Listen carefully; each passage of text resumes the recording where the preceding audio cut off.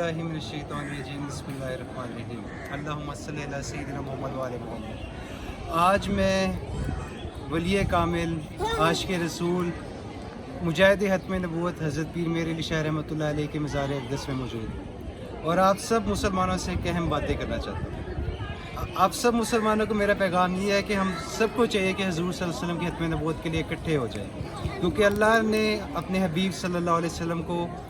اپنا آخری نبی بنا کے بھیجا اور سورۃ احزاب سورۃ 33 میں ارشاد فرمایا کہ میں نے اپنے حبیب آقائے کائنات آقائے دو جہاں حضرت محمد مصطفیٰ صلی اللہ علیہ وسلم کو آخری نبی بنایا۔ ہم سب کو چاہیے کہ حضرت پیر میرے علی شاہ کے اسوہ حسنہ پہ عمل کرتے ہوئے ختم نبوت کے لیے اکٹھے ہو جائیں، کیونکہ حضرت پیر میرے علی شاہ نے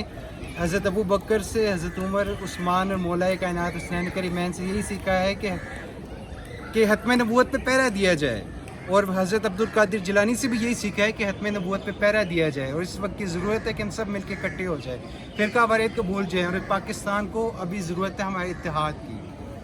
فرقہ واریت سے بچنے کی۔ ہم سب کو چاہیے حضور صلی اللہ علیہ وسلم کی عزت و حرمت ناموس کے لیے سب اکٹھے ہو جائے، اس پاکستان کے لیے اکٹھے ہو جائے، اس وطن کے لیے اکٹھے ہو جائے، فوج پاکستان کا ساتھ دیں تاکہ وہ اسلام کو سر بلند کرے، اس ملک پاکستان کو سر بلند کرے، اور آنے والا وقت انشاءاللہ اس پاکستان کا ہوگا رسول اللہ صلی اللہ علیہ وسلم کا نام بلند کرنے کا، مزید وقت ہمیں انشاءاللہ میسر رہے گا۔ اللہ تعالیٰ ہم سب کو